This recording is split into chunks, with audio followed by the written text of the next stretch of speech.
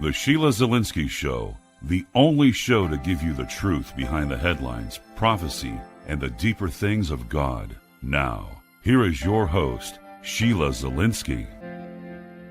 Hi, everyone, and welcome to the Sheila Zilinsky Show for this May 19th, 2017 edition. It is Friday, the end of the week, and we are flying through the month of May here. So much going on.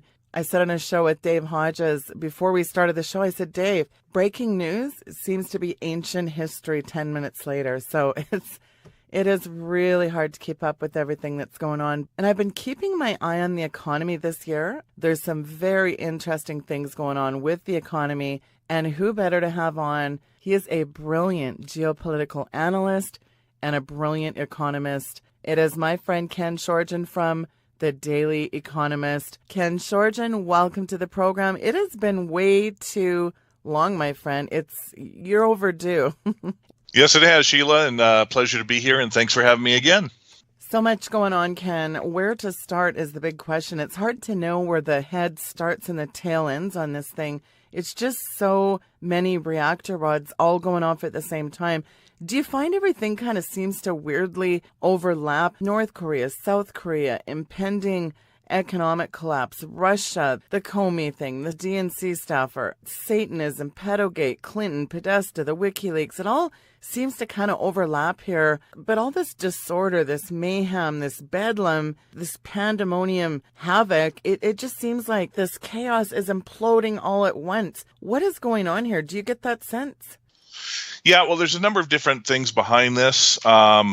About a year and a half ago, obviously, the big thing was the guy who did The Harbingers, Jonathan Cahn. He was talking about the Jubilee year and that. Yeah. Well, the interesting thing is the Jubilee year came and went and nothing really happened. But more than that, I did some research, since my background's in history and political science. I did some research and I discovered that during the second decade of every century, there has been both economic, social, cultural, and military upheavals. Go back to 410 to 412 AD. That was when the Goths sacked Rome. The second decade of the 18th century, the 1700s, you had the War of Spanish Succession. 1800s, you had the Napoleonic Wars. 1900s, you had World War I, and then, of course, what we've got going on today. And in each situation, it was a populist movement. Most people don't realize that at the end of World War I, it was the end of three empires: the Ottoman Empire, the Habsburg Empire, which was Germany, and the Austro-Hungarian Empire. And it was the rise of nation states, the rise of populism. Well, think about what's going on in the past year. We had Brexit. We had a nation state of Britain pulling away from an empire of sorts, the European Union, and then there's all this move with Marine Le Pen for France to do that. We have the Donald Trump election, a populist candidate who wants to talk about protectionism. So this is a frequency shift in the second decade of every century. And when that happens, of course, there is chaos. After World War I, there was a Great Depression in Europe during the 1920s. Ours obviously started in the 1930s, but it gave rise to individuals like Hirohito in Japan, Adolf Hitler in Germany, to Mussolini in Italy. Just because there's chaos and change doesn't necessarily mean it's good. And that's what we're experiencing all around the world. Financial, economic, a populist movement, and just this frequency that people are seeing something is wrong, and this is what the backlash is. Yeah, wow. Well, I mean, it's overwhelming. They're just inundating, overloading, besieging us. They're bombarding us. It's rapid fire sensationalism. It's just a deluge coming at us left, right, center. Like I said to Dave, it's, you know what? Breaking news is ancient history. Like, it's just coming at us, that kind of rapid fire deluge.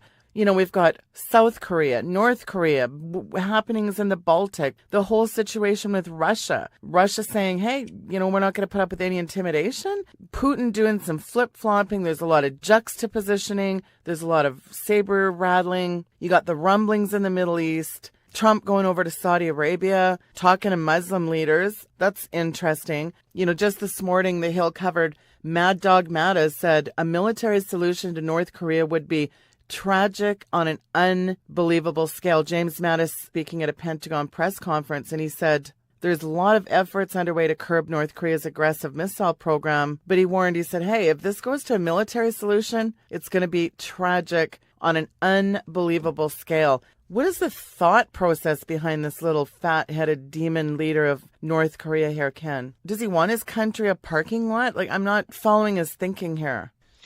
Well, North Korea has always tried to be, most people don't understand where North Korea really originated from and why there was a war in the 1950s. Those who are what we call North Korea today were actually Japanese who, after World War II, sort of those who were remaining, who had been in China and in Korea after they conquered them, they migrated and sort of made a community and took over North Korea and then wanted to go ahead and start a war. So most of what we consider North Korea is Japanese stock from after World War II. What we're seeing with them, there is a lot of, I would say, false information coming out.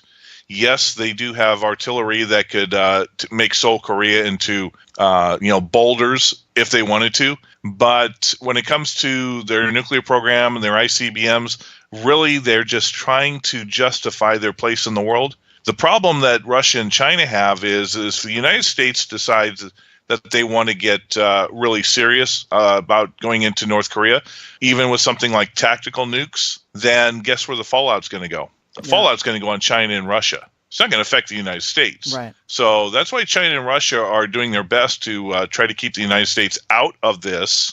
And the U.S. is having to suddenly realize that they're not the sole superpower left in the world. And it's a lot of push and shove, and seeing how much kickback there is.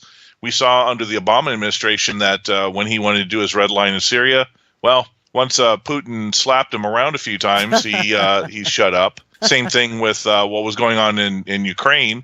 The whole Ukrainian Maidan coup was backed by the State Department and the CIA and mercenaries. And when Russia went in and took Crimea, there wasn't anything Obama could do. They weren't able to fund and support this Nazi government that's in charge of Kiev, and they've been unable to deal with the eastern part of the Donbass region. So with that being said, the United States is proving to become more and more a paper tiger. Right. And so the military-industrial complex is trying to rattle their sabers. Well, there's a number of reasons why they're doing this saber rattling. One, the petrodollar is gone. Okay, Russia and China now sell oil in yuan and in rubles. It's broken. Russia is the largest producer and distributor of oil in the world, energy. So anybody who wants to can go outside the dollar. It's just a matter of right now the rest of the world does trade in dollars, and this is what China and Russia are doing with the Eurasian Economic Union, the Belt and Road Project, aka the Silk Road 2.0, the creation of the BRICS Bank, the Shanghai Gold Exchange, the CIPS, which is an equivalent to SWIFT. Yeah. So all of these things are already put in place. It's just a matter of what they're going to do. Well, one of the other standbys that's coming up is, and it's going to be one of these wild cards, is Dubai. Because Dubai has always been part of OPEC and of the Middle Eastern bloc that has been on the side of the U.S. for the petrodollar. Well, Dubai has now started its own gold exchange that is linked directly to the Shanghai Gold Exchange, and they are in the process of creating a gold-backed digital currency. What it really means is the only thing that keeps the United States an empire and powerful is their hold as a singular keeper of the global reserve currency. These countries have to buy dollars. If nobody buys dollars anymore, then we have no money. We don't produce anything. We are suddenly a third world nation, period, once they do that. Well, China doesn't want to take over and be a singular global reserve currency. They would rather have, sort of like the IMF has with a basket of currencies, they would rather be a part of a global community of the major economic nations to go ahead and do this. But the United States, because we have the neocons in charge, don't want to give this up. Ever since the fall of the Soviet Union, there was a document called the Wolfowitz Doctrine. Right. And this said that the United States from now on would ensure that no other nation ever rises to the equivalent of a superpower. And this is one of the reasons why we have gone continuously to war all throughout the Middle East, Asia, why we're dealing with the South China Sea when we have no business being there, is because we're trying our best to keep Russia and China from reaching that point of superpower. Well, the fact of the matter is guess which country is the world's largest banking system? China. Who produces the most? China. They've also got the most gold, too. They have the most gold. The reason that the United States supposedly still is the number one GDP is because our GDP is based on consumer spending and government spending. Both of those combined make up between 80 and 85% of our entire GDP. Now, this is supposed to be gross domestic product. Since when is spending a product? But that's what they base it on in this entire thing. Well, you take away the ability to print money and we produce nothing. China's no longer going to accept dollars. There's even word going on right now that some countries in their ports are not accepting treasuries anymore, which is the equivalent of a line of credit. So if they're not accepting treasuries anymore, then the U.S. has nothing to offer to start getting products from the countries that we absolutely need them from. Well, last year, Forbes said China's economy would overtake the U.S. in about mid-summer of 2017. Well, guess what? We're going into the summer of 2017. Just kind of an interesting correlation, isn't it? You know, it's interesting, kind of coterminous to all the economic meltdown is more chaos in the way with this WannaCry cyber hacker. They've just sent their victims an ominous new message. Of course, last week's WannaCry ransomware attack led to worldwide cyber chaos. Now the victims are reporting they have been sent a chilling new message. That's just breaking news. I'm just researching that now. There sure is this copious amount of cyber attack, electric grid attack. Every time you turn around, there's some new proposed attack on the horizon. Do you find that interesting? Obviously, the cybercrime has gotten up there, more particular since the election when they started talking about Russian hacks and the DNC hacks and all this other stuff. Well, guess what? This ransomware attack, when did it happen? It happened just exactly when revelations about the Seth Rich WikiLeaks leaks were coming out. See, this is something everybody's got to take into consideration is the United States and the West has false flags always to obfuscate something that's really affecting the government or the cabal. Think about, let's go back to Bill Clinton. Bill Clinton, the day he was going to be impeached, decided to go suddenly bomb Iraq. Right. And remember, he bombed the milk factories and called them arms thing. Something else Trump was going to do. He was gaining momentum when he got early on, and then all of a sudden we have this fake Syrian gas attack. Okay, so all these false flags are coming up. Well, the reason they're coming up is because the next financial crisis and crash is just on the edge, and so they need whenever we have civil unrest going on, the anti-Trumpers, the Antifas, all this stuff is just boiling here. So if you're going to have a financial crash, then people are going to suddenly wake up, no longer be divided, and they're going to go after and hang some bankers and politicians. So what do you have to do? You have to create a fake enemy. Well, if the fake enemy is some foreigner doing a cyber attack like this ransomware, the thing about it is what is the big monetary thing that's gaining power? It's Bitcoin. Well, the government cannot have a decentralized form of money taking away the confidence that people have in their Federal Reserve notes. Let's have this little ransomware thing. Let's affect really a bunch of people who were lazy. I'm going to call it lazy, okay? Because most of the systems that were affected with this ransomware attack were either old Windows XP ones where they didn't, they either chose not to upgrade to Windows 7, Vista, or Windows 10, or they had old software that they haven't bothered to upgrade that will only work on those Windows XP machines, and that's why they keep them. Some financial institutions, medical facilities have this proprietary software that maybe the company that created the software is long gone out of business, so nobody's going to be able to upgrade it for the new operating systems. So there's a lot of things going on with this. There's a lot of old infrastructure that have to run on these things. The other side of the coin is this ransomware hack was already known when WikiLeaks started divulging the Vault 7 information where they laid all the source code to all of these different malware and hacks that the CIA and NSA use. Well, you put that source code out there, then even the most basic hacker is going to go ahead and do it and start throwing it out there. Well, one of the things the media is trying to do is media trying to say that North Korea is doing it. Well, guess what? That goes into the narrative of we've got to find a new war because we're losing in Syria. We're losing against ISIS. We are ISIS. They're getting their tails kicked. We really have lost Turkey, and we're losing, many of Ukraine is pretty much lost. So they've got to start and find a new enemy to create chaos in what's going on. North Korea is it. So you're going to see in the media, they're going to start claiming that North Korea was behind the ransomware issue. Wow. Well, the fact of the matter is it affected 300,000 PCs. And after all of that, you know how much money they actually have gotten? They've been able to track the Bitcoin address. They don't know whose address it is, but they can track the money. Only $70,000. Wow. If you're going to do this big hack for money, you want to do what some of the Chinese did last year when they hacked the Federal Reserve and took $100 million from the Indonesian government. Yeah. So, this whole thing sort of, you've got to look at the smell test. It's not about money. And if it's not about money, then it's about one of two things. It's a false flag to try to create a narrative, or in the hacker community, it's not always about money. A lot of these individuals just are looking for notoriety. So they'll do something major just so in their own little nerdy community, they can say, hey, we did this. It's like, I don't know if you saw that old movie from the 1980s called Sneakers. No, I didn't.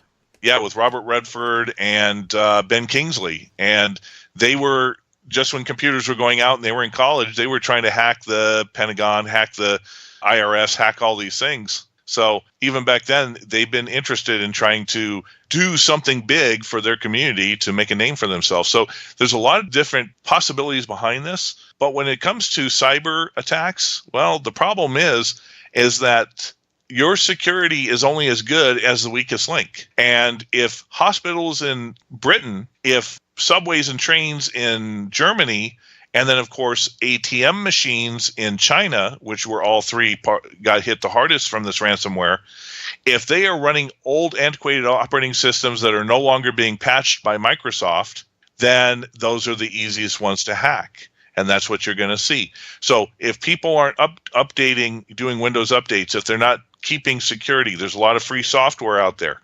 If they're not doing the basic things to keep their system secure, then, this is the easiest way for them to get in. Think about this. John Podesta, the reason they were able to hack into the DNC is because John Podesta had no security for the Clinton campaign for those servers, and he had a password that was like password 01. So it's the weakest link is usually the human factor. Well, and then you've got this attempted political coup taking place in D.C. Every time you turn around the corner, it's this fervent effort to impeach Trump for fabricated obstruction of justice. Clown News Network cannot stop talking about, this special prosecutor has been appointed to investigate imaginary violence of law. It really is the deep state versus Donald Trump. I mean, he just went off to Saudi Arabia. I mean, he's kind of like just leaving the turmoil behind for a bit. Does Donald Trump have a plan here, or what's going on? Yeah, but I think honestly, Donald Trump, after the first couple months, or actually the first month, we're only into the fourth month of his administration. I think that he was told by the cabal that, you're going to play ball or we're going to pull out the Zapruder film. And this is what happens to presidents who don't play ball. So this is why he's got so many Goldman Sachs. This is why he has so many neocon generals, and he's got Kushner. And we don't even look at Kushner because I don't know if you've heard of a gentleman named Robert David Steele. Yeah, the CIA operative. I talked about him. Yeah, he made some assertions that Jared Kushner, if not the Kushner family, are tied in some capacity to the Mossad. Yeah, that's right. Okay. So he was the one who pretty much was at the time speaking in the ear when that Syrian debacle came, and then Trump reacted as such. So the thing with Comey is that Comey, I think, they forced him to keep him But he got to a certain point that he was now able to be let go. The interesting part is the assistant deputy leader of the FBI, who's a longtime Democrat, but he's a loyalist to the office. He wants to do well. It doesn't matter who's in there. He's the one who pretty much wrote the letter to Trump saying, get rid of Comey. He no longer do the job. So there are good guys in there. There's a lot of bad guys. The cabal, the neocons, the whole system, the elites are not going to go down easy, despite the fact that they're on the run. Usually when you're this embedded, you can't just get rid of the head of the NSA, the head of the CIA, you can't get rid of this bureaucracy goes 4, 5, 6 levels deep. You're going to be firing out of 7 million people working for the federal government. You're going to get rid of at least 400,000 to 600,000 before you drain the swamp. Well, I'll tell you what, the swamp is thick, it's deep, and it is miles and miles of trudgery, really. I mean, people, these clowns, Trump hasn't drained the swamp yet, really? This thing is so deeply entrenched, it would take years to even start just taking the first layer of scum off the swamp. Yeah, it'll take 10 years to do it if the job is started. But the problem is that Donald Trump, you really don't know his motives. I think he's a patriot and a loyalist, but guess what? You don't flip-flop like that unless you've had a traumatic event in your life that has caused you to change. So we really don't know what he's going to do or what the scope is. Well, part of the way I look at it, Ken, is here's a guy that's a billionaire. He could go off in his twilight years, enjoy his riches, his big fat bank account, enjoy his grandchildren in the latter part of his life. Who needs this massive headache?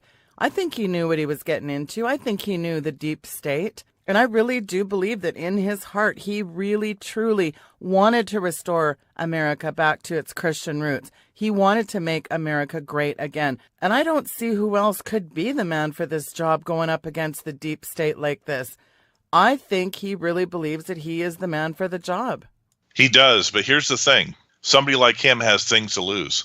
He has family to lose. He has wealth to lose. He has a legacy to lose. There are ways for the establishment and the cabal to get some hooks into him. I mean, Trump himself being 70 some odd years old and gone through the things, he may not be fearful of his own life, but threats to his family, which is extremely important. That's not out of the realm. We're talking Luciferians. We're talking, psychopaths who run the government. There's nothing out of bounds in this. Yeah. And they've got too much. I mean, look, they were willing to assassinate a president 50 years ago. Why would they be afraid to do this now? They've been assassinating world leaders like probably Hugo Chavez, et cetera, et cetera. I think Trump is trying to walk a very fine line. But the thing about it is that every single thing that comes up, the fake news that's coming out of the media, there's supposedly this Comey memo that Trump had asked him to stop looking into Michael Flynn. Well, instantly, Democrats. So we got to do impeachment. There was the Washington Post. Trump gave classified information to the Russians during his meeting, so we got to get impeached. Every single little thing that is based on fake news, the Democrats are coming up and jumping impeachment. Even the Republicans are calling for all these different committees. Well, guess what? You can't get anything done. No political capital to get Congress to pass anything or to do anything. And every time you pass or try to do an executive order or try to do something, you have leaks. You have these fake news. The public support is declining. It's almost impossible to work because the bureaucracy is just too big. What is the tipping point, do you think, for this citizenry here, Ken? Because people are seeing through this whole bureaucratic shuffle, this absolute coup d'etat, the fake narrative, the fake news. People are seeing through this, aren't they? Not necessarily. For more than 40 years in the school systems, they've been programmed. Think about this. I don't know if you've ever seen the Mark Dice videos. Mark Dice was standing on a street corner, not far, just half a block from a coin shop. And he had a 10-ounce bar of silver, and he had a stack of Hershey chocolate bars. Right. And he asked 100 people, which would you rather have, this bar of silver or a chocolate bar? Nobody, not a single one, asked for the silver. That's right. Even though it was worth $180. Okay, people are dumbed down. They don't understand what money is. They don't understand what is right, what is lawful, the rule of law. They don't understand. They couldn't tell you anything in the Constitution. If they can't think even the basic things that they're supposed to be fighting for, then how do we expect them to wake up to, the fake news? That's a great question. It was enough. The only reason that he won those states in the Midwest, Wisconsin, Pennsylvania, etc., is because they were out of a job. That's a reality they can see. It's not the news that swayed them. It's that they were out of a job. And all the lies about how great the economy was from the Fed, that doesn't get through. 95 million people who are out of work, out of the labor force, not even being counted. That's real, tangible things. And supposedly, there's a lot of rumors going on that there were 13 states that Hillary was able to rig the elections to beat Bernie Sanders in the primaries, but something held those states from rigging the elections, the Diebold machines, in the general election. It could have been the cabal that just didn't want to deal with Hillary that rigged those things by making a promise behind the scenes to Donald Trump, we're going to get you in the office, but you're going to play ball. And sure enough, he brought in a bunch of swamp dwellers from the very beginning for his cabinet. Well, in all of this, I find the Seth Rich homicide very interesting. When you have the tragic death of young DNC staffer Seth Rich, here's a guy being gunned down to prevent him from meeting with the FBI over plans to testify against Hillary Clinton? Think of the thousands of leaked emails to WikiLeaks. I think all this impeachment narrative, this echo chamber where it's circulating around the fake news about this impeachment, is just a smokescreen for what really was sent to WikiLeaks. What is this most sensitive information that caused a guy to risk his very life to expose? Well, sure, and I think the Democrats and the cabal knows about it. They knew it was coming out, and that's why they're trying to create the narrative in the mainstream media of impeach Trump. Seth Rich, oh, that's old news. He's dead. They're trying to cover up in the media so that people don't see anything about Seth Rich. All they see about is Trump did this again. Trump is obstructing justice. Trump is selling secrets giving classified material to Russia. And they're doing this to keep the Seth Rich story from getting the headlines, because guess what? News came out tonight that there was the detective, the former homicide detective who was hired by the Rich family to do the investigations. Somebody at the New York PD told him, an anonymous officer, that they were told to stand down from investigating it. Right. Period. And now the mayor of Washington, D.C. is suddenly coming up and screaming, hey, we didn't tell him to stop. So why are they feeling guilty? Because the reality is this is a conspiracy, and they don't want really investigations. Well, if Trump is having to deal with so much on this FBI stuff, how can he send the FBI to go investigate something like that? This is politics. This is the problem, though, with most people when they watch stuff on TV and they deal with politics. Politics has always been a corrupt and an evil game, and you cannot see it through the eyes of emotion. You have to always step outside of it. You can't let it affect you personally or intrinsically. This is just how the game is played. It goes back to Rome during a 25-year period. There were 12 or 13 Caesars who were killed. This goes back to the beginning of time. The problem is that, one, we don't read history and we don't understand history, and two, because our lifetimes are so short, we only see things through the eyes of our own modern day. But no, there's nothing new under the sun. There's been financial, political, military corruption, spiritual corruption from day one. Going back, we're seeing is modern day spin. This is what it means when Mark Twain said, history doesn't repeat itself, but it sure does rhyme. For so many years, whether it's the Bush cartel, the Clinton cartel, the Obama, who was tied to the Clinton cartel and the Bush cartel, Eric Holder, Lanny Watkins, Loretta Lynch, who all worked for the same Wall Street law firm, all of them, they have been in charge and they've been able to protect the secrets. And you know what the secrets are? The secrets are about Pedogate. Yeah. The secrets are about all of this stuff, which would put more than a third, if not 2/3 of all of Congress in prison. It would probably put a third or more of the media in prison for abetting this. It would put all of the bankers in prison. And so all of a sudden, when you have somebody that's out of control, in the White House that they can't control, he has the potential because he has access to all the secrets to do this.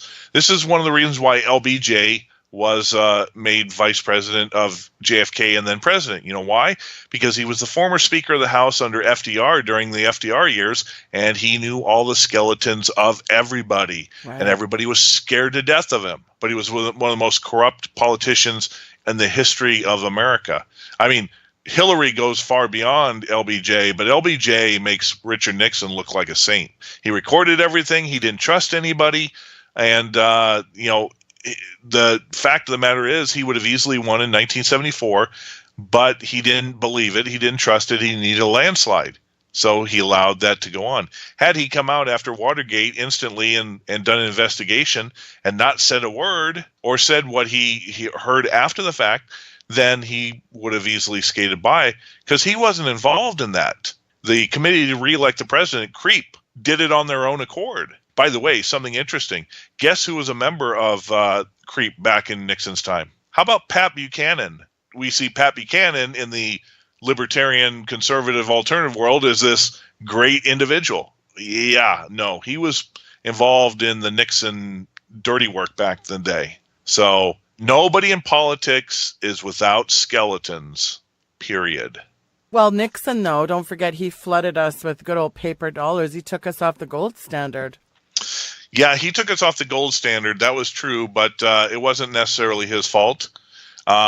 He got, we went off we started going off the gold standard in 1964 when we went off the silver standard, Right. Because we needed to expand the money supply to pay for Vietnam. And LBJ then expanded the money supply for the Great Society. And then Nixon comes in there and sitting and going, God, I got all these mandates and obligations I can't pay for. And places like France are no longer accepting our dollars. They're taking all our gold out. Well, we're running out of gold. So he was sort of forced into that situation. And as a matter of fact, if you take a look at the actual executive order, it was only supposed to be temporary. Were you surprised that Trump actually mentioned putting us back on the gold standard? And he actually talked about the cartel that is the Federal Reserve. Well, we know what happened to the last guy that went after the Federal Reserve, Ken. Well, true, but he has not really said too much except a little bit about Glass-Steagall since the inauguration. True. Okay, and he hasn't gotten started on that. The fact of the matter is that a gold standard is impossible unless you raise the price of gold to $50,000 an ounce. Now, China would be amenable to that because China wants to back its debt. The big difference between China and the United States is all of China's debt is internal. I've been doing some thinking, okay, and I have come to a conclusion that up to a point, China's way of half communism, half capitalism is not a bad thing. And I'll tell you why. Is because the Federal Reserve and all the banks, the Rothschild banks, are private banks. Back when we did the Constitution, the government printed money. So if the government was in charge of things like the banking system, in charge of energy, in charge of just basic things to run the country, then you get the corruption of private enterprise out there. We would, if we had controlled oil and energy the way China does, we would not have had the Rockefellers rise to fame. We would not have had the J.P. Morgans. We would not have any of these monopolies. Okay, but what China does is they control the key parts of their infrastructure in their planning, and they allow then everybody else to just be entrepreneurs. Okay, so you can open businesses, restaurants, create things like Alibaba. Those are all for you to do. But when it comes to controlling banking, when it comes to controlling energy, when it comes to controlling infrastructure building, when it comes to controlling transportation, these are the purviews of the Chinese Communist government, and they do that through their planning. But there's a reason why China has the largest growing middle class is because they allow free market and entrepreneurship outside of the big key aspects that they control. Now, what do? We don't have capitalism anymore. We have fascism. Why? Because the corporations and the banks became so big because they were allowed to create monopolies. They were allowed in the 19th century to buy politicians, to pass the Federal Reserve, and so they now run the country. One of the most important things that told me that we are now a fascist country was during the 2013 government shutdown, the one that lasted about 10 days to 2 weeks. The second day after the shutdown started, who was the first individuals who went to the White House to see Obama? Bankers. He called in 15 bankers. Yeah, bankers. And the bankers told Obama what was going to happen. It was only 3 days later that he brought in Boehner and then the rest of Congress to try to negotiate the ending of the government shutdown. But the bankers told Obama what was going to happen and how it was going to do. 15 major bankers, from Jamie Dimon to Blankfein, Goldman Sachs, Bank of America, JP Morgan, all of them. Yeah, you and I covered all the Trail of Dead Banksters, remember? We covered that a few years ago. Bankers were suiciding themselves faster than Al Sharpton can spell racism. Yep, they were being killed. And most of them that were being killed were the ones who could potentially have been called before Congress or a court regarding things like the London Whale, LIBOR rigging, things like that. They were getting rid of those who were in the middle, who had the knowledge to put the large bankers in jail. Well, Ken, speaking of the economy, I mean, we've been hearing for months and months that, we're going to have this horrendous economic meltdown. It's the stagflation, deflation, inflation. We're just going to have a total implosion. When does this thing absolutely go off the rails here? Well, it can happen anytime. Let me just say that. It is impossible to predict. Now, there are certain times that the establishment will do things on purpose. Take a look at what happened with the stock market crash of 2008. On that very day, the stock market ended with 777.77. We have certain times when they've done some crashes where the numbers have been 666. They've ended that. The fact of the matter is that interesting thing that came out, one, gold and silver have been slammed, and slammed like it's never been seen before. As a matter of fact, the gold price had ended the day down 17 days in a row. History has never happened, okay? And at that time, the bullion banks had the largest amount of naked shorts in the futures market for gold and silver. They used it, that's when sentiment was down, when there wasn't a lot of buying, when people were dissuaded from gold and silver, they used that time to cover a lot of their shorts. Now, what else has happened? The S&P 500 has gone 5 or 6 straight days without having at least a 1% rise or fall in those 5 days. I mean, it's been virtually stagnant. That has not happened since 1969. We have bankruptcies. At the beginning of the year, we had Payless Shoe Source. We have Sears, who in their 10K said if they don't get $10 billion, that they're going to shut down as a viable interest. We had Rue 21, one of the fringe clothiers, file for bankruptcy yesterday. We have the state of Connecticut is seeking law firms to do a bankruptcy because the hedge fund managers that they were getting most of their tax revenues from are making less money, and most of them are moving out of the state. We have credit card debt at $1.1 trillion, which is higher than it was in 2007 when the housing bubble was collapsing. We have the student loan. We have all this. People, more than 50% Americans cannot afford $500 if they had to cover an emergency. Everything is sitting on the precipice of recession / Great Depression / collapse. Yeah. All it's going to take is a trigger. Now, is it going to be one of those frequency days? Are we going to wait till like the 9th of Av, if it's a biblical time? Are we going to wait for Teshuvah? Are we going to wait for who knows? But I don't know if you've talked to Stan Dale lately, but it's interesting that there is a massive convergence that's not been seen in over 2,000 years that's going to take place on September 23rd. Right. Well, what day is that? It's the day after Rosh Hashanah. There's signs in the heavens. There's signs that are being out there. Why are so many people getting into Bitcoin? Why are so many people, looking at things from a different point of view? It's because they know they can feel the chaos of what's happening around them, this frequency shift, but they don't know what it means, what it's doing. And think about this. World War I started by what? Started by a single act, a random act that almost didn't take place. Archduke Ferdinand, earlier in the day, somebody had tried to throw a bomb at him. And so he went to the meeting that they were going to have in Serbia. And then he was on his way out, and the driver suddenly went the wrong way, took a wrong turn, and ran directly into one of the assassins who had thought that it was too late and he was standing on the corner eating a sandwich. And here's the Archduke Ferdinand, boom, boom. So a random chance, random act. One thing can happen. A bank fails. We have the largest alternative mortgage lender in Canada, who is virtually insolvent, has had a bank run going on for the last 3 weeks. Canadian housing bubbles bursting. The British housing bubbles bursting. We're probably on the point that our new housing bubble is going to burst. All of these things, one little derivatives failure, one little political thing, one little military thing can spark the entire thing. And this is what happened after 2008, okay? Because they were so afraid of a Lehman Brothers or a Bear Stearns occurring again, possibly bringing down the entire system. All the British banks, all the European banks, Deutsche Bank, HSBC, Royal Bank Scotland, the Fed, JP Morgan, they lashed themselves together. Okay, so if one bank starts to teeter, then all the other banks help and sing. It's kind of interesting. This has not been in the news, but JP Morgan came out and has been talking to all the other banks about pooling everybody's deposits. Right. So they know that they're insolvent, that the liquidity is coming to a complete end. The Fed is being forced to have to raise rates. Why? Because we're in stagflation. The inflation rate is probably about 8%. The Fed knows it, but can't get away with saying how high it is, because if they raise interest rates, when the U.S. government has to roll over its debt, now $20 trillion debt, it's already paying $500 billion a year in interest.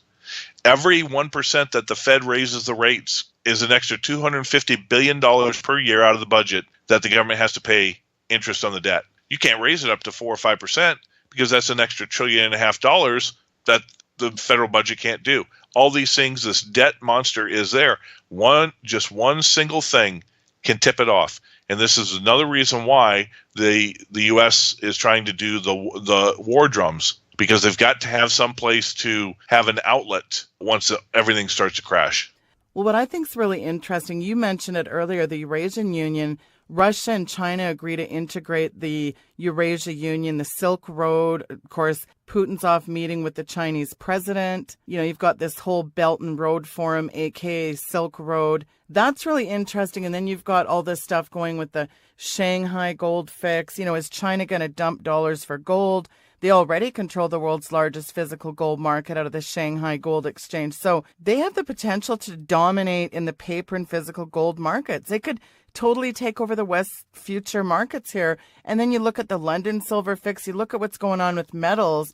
What is going on with China? And my curiosity is, what are we going to see the metals at, Ken? I think if China takes it over, the Shanghai Gold Exchange gets the price. We're going to see gold instantly about $3,500, because that's what the premium is for large sales right now. And silver is going to be between $100 and $200 an ounce. That's just a start, because the future of all technology, whether it's solar power, whether it's iPhones, whether it's computers, all requires silver. And so I think silver's not going to be backing the monetary system. Silver is going to become so important for technology that it's going to be pseudo-nationalized. Remember, China's communist. They have 5-year plans. They're going to take something over, then they're going to get together in their committees and they're say, are we ready to do it? No, we're not ready. We will be in 2 years, da-da-da-da. Now, here's the thing. Because the U.S. is doing all this garbage in the war zones of the world, China and Russia are moving up their thing and saying, screw this. The only way we can stop the United States is to bring about the end of the dollar. Well, it's something you mentioned from what happened today. Chief economist for the Eurasian Development Bank said that the Silk Road Project will have the power to wean member nations off the dollar. I wrote an article that was from a Chinese central banker on May 11th. Governor for the Central Bank of China penned an article in which he emphasized that one of the key roles and purposes during the Silk Road construction is to accommodate loans and financing between member nations using their own bilateral currencies, i.e. bypassing the dollar. Both the Chinese and the Russians know that the Silk Road is going to be a way for 2/3 of the world to no longer have to use dollars. They realize that, you know what, the U.S. is the enemy and we should no longer be enemies. Let's work together. You run the banking, we run the energy and the oil, and we both get rich and we both stick it to the cabal. Did you see this Arizona passing that bill to end income taxation on gold and silver? Yeah, so Bill 2014, which removes the state taxation on the sale and purchase of physical gold and silver. That is the first step in a state re-recognizing gold and silver as legal tender, because they're saying you can't tax money. They, like Utah and Texas and Virginia and Oklahoma, and possibly Idaho, which has a bill that they haven't passed yet but is in their legislature, they're preparing for the end of the dollar. Yeah, the dollar's days are definitely numbered. And, I'm not against prepping either, Ken. Don't get me wrong. But a lot of these people are hunkered down, bunkered down, buying years' worth of food. I mean, the ultimate prep here really is salvation in Jesus Christ. That's step one. A person's also got to have faith in God when things go off the rails. I mean, we see examples over and over in the Bible. Elijah's Raven Express for food, water out of a stone. I mean, I think we're really going to have to step up our faith game at some point. Everybody looks to everything but God. Yeah, and here's the most important thing about that, okay, is because we are supposed to grow in our communication, in our hearing from the Lord every single day. There's no one fixes all, okay? Moses was told to go do X, Y, and Z. The rest of the Hebrews were not. So when somebody says that you need to prep, you need to find a bunker, you need to have a bailout location, no, you are to seek in prayer what the Holy Spirit and what the Almighty is telling you to do. Now, it may be to go and get gold and silver.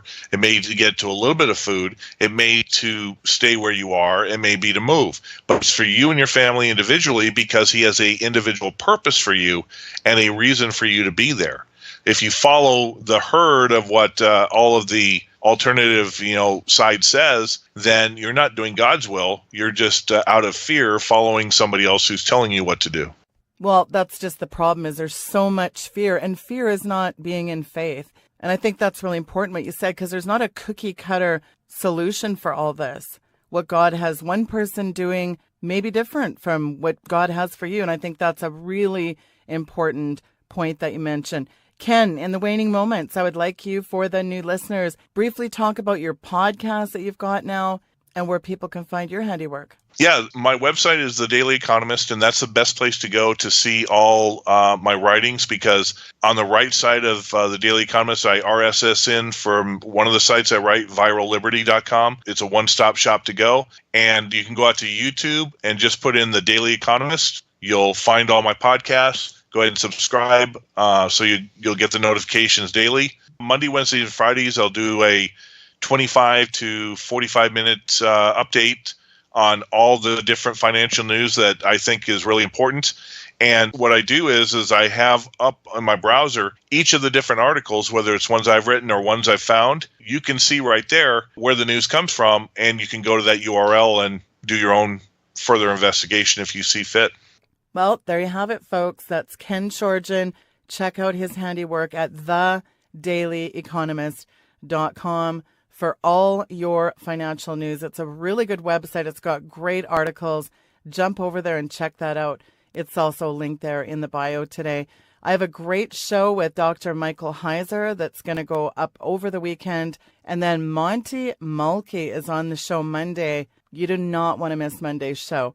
And before you go for the weekend, listen, you have got to go to my website, weekendvigilante.com. A banner will come up after a couple seconds. Go right now and subscribe to my YouTube channel. While you're at it, like me on social media. That's Twitter. I have a Facebook page. All that information is there on the pink bar. Just if you look on the top right, all the social media icons are located there. Why should you subscribe to my YouTube? Because if you do, in the next 30 days, you will automatically get registered in what I'm calling the True Legends, the Conference Grand Prize Giveaway. It consists of airfare, accommodations, and a ticket. And I don't even know if tickets are left. You can go on over to Gen 6 Conferences. That's GENSIX Conferences.com and check out if there's any tickets, but they're selling like hotcakes. It really is going to be the event of the year. And why do you want to go to that? Because you are going to meet like-minded Christians who will be like family, forge connections for a lifetime with amazing people, and find people from your area. That is a big thing everyone knows that I've been pushing for a long time, is to connect people boots on the ground in their areas. That is really important to me. So I think it's just going to be amazing. I'm going to be there. Steve Quayle, Tom Horn, Timothy Albarino, Pastor David Langford alone is just worth the whole price of admission. He's going to be preaching Sunday. It is going to be absolutely fantastic. I would love for this to be an annual event. So make sure that you do subscribe to my YouTube.